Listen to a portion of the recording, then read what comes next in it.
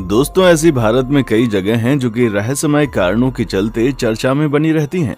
उन्हीं में से एक है राजस्थान में बसा छोटा सा कुलधरा गांव। कहा जाता है ये गांव पिछले बहुत सालों से शापित हो रखा है। पर दोस्तों, सवाल ये है कि आखिर ऐसा क्या हुआ था कि एक रात में 84 गांव के लगभग 600 घरों के लोग अचानक ही गायब हो गए। और कहां गए इसका कोई नहीं पता। क्यों आखिर ये गांव पूरी तरह बंजर और वीरान हो चुका है?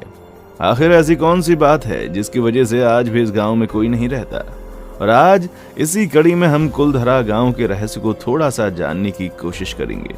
दोस्तों, अगर आप कभी वहां जाएंगे तो जर्जर हालातों में पड़े खंडहर आज भी उस घटना की गवाही देते हुए नजर आएंगे जिसने अचानक से इस सुंदर से गांव को एक वीराने में तब्दील कर दिया। ये कुलधरा गांव आज जिस हालात में है वैसा पहले कभी नहीं था। दोस्तों, आज से लगभग 200 साल पहले ये कुलधरा गांव खाली और वीरान पड़ा हुआ था। एक समय में यह बहुत ही सुंदर और सारी सुख सुविधाओं से लैस हुआ करता था।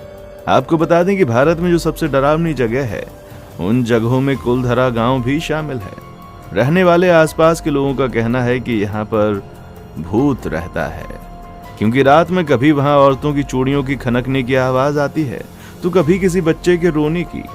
दोस्तों, आप जानकर हैरान रह जाएंगे कि वहां घूमने गए कुछ टूरिस्ट ने बताया कि जब वो अपनी कार से घूमने गए और वापस लौटे तो उनके कार के शीशे पर बच्चों के पंजों के निशान मिले।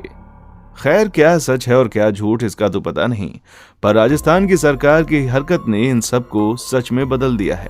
राजस्थान सरकार ने उस गांव के चारों तरफ 2 किलोमीटर की दूरी पर एक बाउंड्री बनाने के साथ बड़ा गेट भी बनवा दिया। इतना ही नहीं दोस्तों, वहां दिन में तो कोई भी घूमने जा सकता है, पर शाम ढलने के बाद कोई नहीं जा सकता। आम आदमी तो छोड़िए, 4 बजे के बाद वहां कोई गार्ड भी नहीं रुकता। इतिहासकारों की बात करें तो वो भूत प्रेत का तो नहीं, पर इस बात को जरूर मानते हैं कि एक रात में ये पूरा गांव खाली हो गया था। आपको पता ही होगा कि राजस्थान का सबसे मशहूर गोल्डन शहर, इसी गोल्डन शहर का नाम जैसलमेर है। इसका नाम खूबसूरत शहरों की श्रेणी में आता है। यहाँ पर आपको दुकान, मकान, होटल, किले सब पीले रंग में रंगे नजर आएंगे। सूरज की जब पहली किरण इस शहर में पड़ती है तो मानो सोना चमकने लगता है।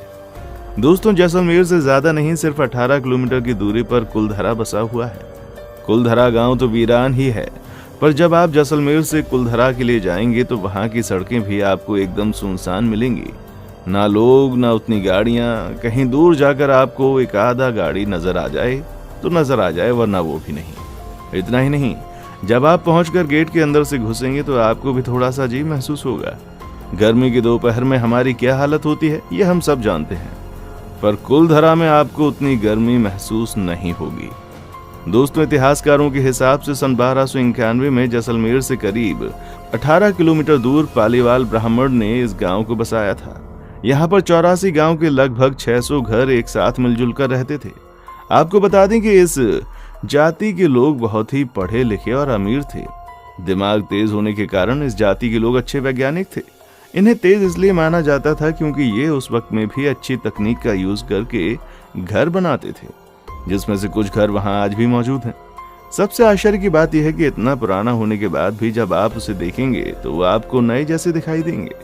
ये लोग एकता में विश्वास रखते थे।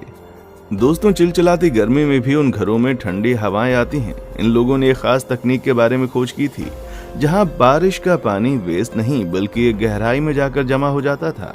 और यही वजह थी कि ये लोग थार जैसे रेगिस्तान में भी फसल उगाने में कामयाब रहे। इन लोगों ने वहां पर कुछ तालाब भी बनाए थे। पर सवाल अभी भी एक ही है कि आखिर ऐसा क्या हुआ कि इतना विकसित गांव सुनसान पड़ गया। तो दोस्तों, ये सब हुआ सालम सिंह की वजह से। अब आप सोच रहे होंगे कि ये कौन सी बला है। सालम सिंह जैसलमेर का दीवान था और कुलधरा उसी के हिस्से में आता था। ये सालम सिंह बहुत ही क्रूर आदमी था, लेकिन इसके क्रूर होने के पीछे भी दोस्तों एक कहानी छिपी हुई है। जब सालम सिंह 11 साल का था तो उसके पिता को गला काटकर मार दिया गया था, वो भी राजद्रोह के आरोप में। और उसके पिता भी जैसलमेर के सोने के किले में दीवान थे। इसी घटना के बाद सालम सिंह निर्दयी और बहुत ज्यादा क्रूर बन गया। ऐसा कहा जाता है कि तब से ही सालम सिंह के मन में सोनार किले को हथियाने की बात आ गई थी और इसी वजह से उसने अपना किला भी सोनार किले से बहुत दूरी पर बनवाया था। और उसके किले की ऊंचाई सोनार किले से भी ऊंची थी। अब जाहिर सी बात है दोस्तों को राजा ये बात कैसे बर्दाश्त कर ले कि उसके दीवान का महल उसके महल से ऊंचा हो। इसलिए सोनार किले के राजा ने सालम सिंह के महल के ऊपर के 2 मंजिल तोड़ दिए। आपको बता दें कि सालम सिंह औरतों में भी बहुत ज्यादा बदनाम था और यही वजह थी कि औरतें उसके किले की तरफ जाना तक नहीं चाहती थीं। एक बार की बात है दोस्तों, ये सालम सिंह कुलधरा गांव के दौर पर निकला था और उसी वक्त उसकी नजर वहां के पंडित की बेटी पर पड़ गई। फिर क्या था, उसको देखकर उसकी नीयत खराब हो गई। आपको जानकर हैरानी होगी कि उस लड़की को पाने के चक्कर में सालम सिंह ने अलग अलग तरह के लगान लगाए ताकि ये पालीवाल झुक जाए। पर ये पालीवाल काफी अमीर थे, इसलिए सालम की मंशा पर पानी फिर गया। इसके बाद सालम सिंह इतना नीचे गिर गया कि उसने बहुत बार पंडित की बेटी को उठवाने की कोशिश भी की, पर वो उसमें भी नाकामयाब रहा।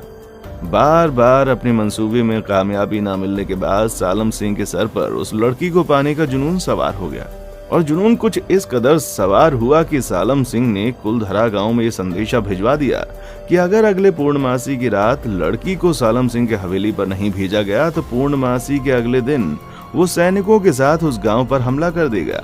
जाहिर सी बात है कि गांव में एकता थी, जिसकी वजह से पूरा गांव परेशान था कि आखिर किया क्या जाए। गांव का हर आदमी अपने अपने तरीके से सुझाव दे रहा था, पर किसी का सुझाव सही नहीं था। वो ज्यादा देर इंतजार भी नहीं कर सकते थे क्योंकि पूर्णमासी आने में बस कुछ ही दिन बाकी थे। जब लोगों से हल नहीं निकला तो पंचायत बैठी और उसी दिन एक मंदिर में गांव के सभी लोग एकत्रित हुए, जिसके बाद बातचीत शुरू हुई। कुछ लोगों ने बोला कि हम उन लोगों से लड़ेंगे, पर उनकी संख्या कम थी, जिसकी वजह से प्लान काम नहीं किया।